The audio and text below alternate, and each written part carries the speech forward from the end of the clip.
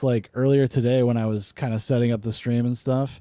So this is it says rare. I come in peace promo VHS commercials. So I just wanted to take a peek at these. Get a little warm. Let's get nostalgic. Let's get cozy tonight. Let's get fucking cozy. I want to take a look at this because this is the kind of thing, if I'm not mistaken, this is the kind of thing that you would see like playing in a video store for like coming attractions, like, you know, Rent, I Come in Peace Today. And for some reason, I have like an affinity for those.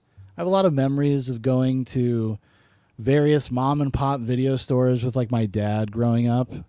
And my dad just like kind of perusing, you know, taking forever. Back in those days, when you were a kid, you didn't have to be attached at your parents' hip. Slightly less child molesters back then. And so I would just hang out and watch the screen. I would just watch all of the coming attractions things. And I have like a lot of nostalgia for them for some reason. So like whenever I come across them online, I'm like, oh, I'm gonna watch that. I'm gonna stop and watch that. Trelling says, I Come in Peace is the only title that makes sense. Well, yeah. That's why I'm assuming Dark Angel was something that they did afterwards, because maybe, you know, I don't think it was, you know, it's a cult classic.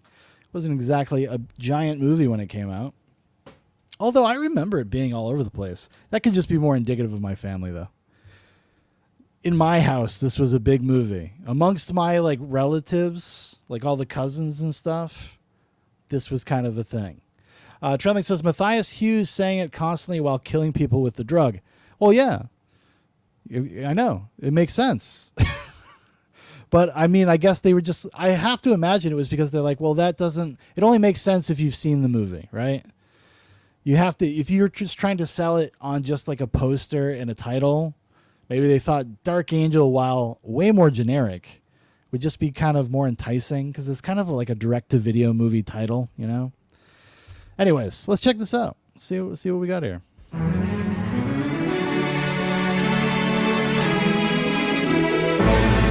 Media. Coming to video in February from Media Home Entertainment. Yeah, this is exactly what one of those things is. Hagrid said, I worked at a recording studio that made those loop trailers back in the olden days. The only one that comes to mind at the moment was Circle of Friends.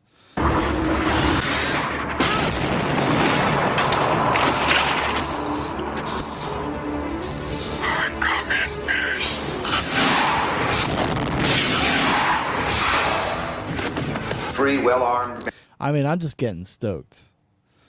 I'm already fucking pumped, dog. Trelling says Nick Ricada, however you spell it, wants some of that space crack Ponytail is dealing. That's how he's going to take it to the next level. You know, if you really want to deal with your stress, you got to get some of that alien guy's juice. Men have their throats cut before they can even draw their weapons. Who could possibly move that fast? And who could do this? I mean, certainly nobody from the planet Earth. Also, you know, this movie kind of reminds me of, it's like a grown-up version of Suburban Commando. You know, it's got kind of a similar plot to Suburban Commando. Yes, I do. It's like turning your radio dial to KILL. All right, well, I don't want to get super spoiler crazy. I just wanted to see it for the joy of its nostalgia. Oh, they have Lethal Weapon on here too? Oh no. He has a lethal weapon. Are at their peak. Come on, boys. In the tradition of today's biggest hits, like RoboCop and Total Recall, and consumer classics like Die Hard, Lethal. That's how you know this was meant for like to sell to video distributors, like to video rental places. Consumer classics like Lethal Weapon, RoboCop and Total Recall, and consumer classics like Die Hard, Lethal Weapon, and Blade Runner.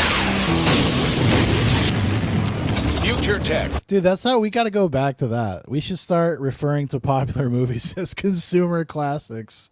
Let's just embrace the dystopian nature of the moment, you know?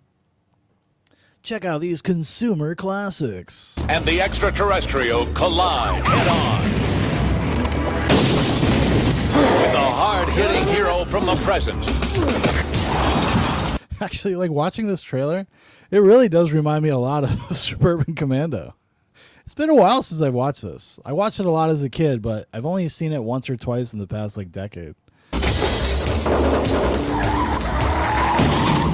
the slickest stunt-a-minute sci-fi adventure of them all, Dolph Lundgren, star of solid home video success stories like Rocky IV. Solid video home success stories. Another just a beautiful line, especially for the moment right now. Tremming says Craig R. Baxley, who made this, also made Stone Cold and action movies. He always came through, always with the mega pyro. Hagbert says The Punisher versus Vigo the Carpathian. Trembling says, and stunts, since he was a stuntman. Yeah, I was looking at his resume, and I noticed, is it him? Pretty sure it's this guy. Let me see here. Yeah, he's a stuntman, and the guy who directed Split Second, it was a special effects guy and a stuntman. So that's kind of our theme for the night. What did he directed a bunch of stuff that I was like really surprised by. Because pretty much after he does a string of movies. He does Action Jackson, Dark Angel, or I Come in Peace, as we like to call it around here, Stone Cold. Then he gets kind of into TV stuff for a while. Comes back with a movie called Bad Day on the Block, which I think I've actually seen that one. But I was really surprised. I found out he directed the Stephen King miniseries Storm of the Century. Storm of the Century, actually, we might watch this on stream at some point, maybe for Halloween or something. But Storm of the Century was one of my like all-time favorite like TV miniseries. I remember back as a kid, like I even went out of my way and like procured the double VHS tapes. I used to watch it all the time. And then a few years later, he did Rose Red, which is not as good as Storm of the Century.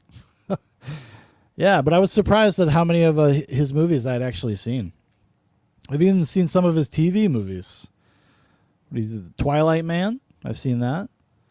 The Avenging Angel, at least sounds very familiar. But yeah, I think we're in good hands in terms of like entertainment, you know? Masters of the Universe and Red Scorpion takes on his biggest case yet as Houston cop Jack Kane. Tougher than Van Damme. That's one. Bigger than Stallone. Yeah. Badder than Bruce Willis. Yeah. He's a larger-than-life hero in the newest Mismatched Partners Become Buddies hit. Partner. The newest Partners Become Buddies hit. Trummick says Showdown in Little Tokyo is another good, bad Dolph movie with Brandon Lee. It was directed by Mark L. Lester, who also did Commando. Yes, that was a favorite of mine when I was a kid. That was another one. We have that VHS at the house. Actually, I think it's one of the first DVDs my dad ever bought. I think, pretty sure, yeah. Partner, Kane, meet Special Agent Smith. You're kidding, right? Go to Kane. I can handle it. These features the unique comic teaming of Dolph. You're kidding. And in the role of his straight-laced partner, Special Agent Smith, Brian Benben, star of Clean and Sober and The Gangster Chronicles. I'm ready. That's where he's from, Clean and Sober. That's where I recognize him from. Ready for me. Trembling brings up a good point. He says Jack Kane, the brother of Jericho Kane, that's Arnold in End of Days. That's true. You know, this could be a connection. It was just, it's like almost like a early example of a legacy sequel. Get back on the street! Get back on the street! Stay on the sidewalk! Stay on the sidewalk! It's an action picture with an attitude. Featuring the... It's an action picture with an attitude. Don't you just love the innocence of all this? How like wholesome it is in its own weird way. Considerable talents of Matthias Hughes from Big Top Pee-wee and Fist Fighter as an alien invader on a lethal mission. It's an adventure with heart. I like abuse as much as the next girl. Starring Betsy Brantley from Tour of Duty and The Fourth Protocol. Man, he didn't really talk her up very much. I guess he wasn't that impressed with her resume. And it's all set to hard driving rhythms from the man who gave Miami Vice its sound. Top pop composer Jan Hammer.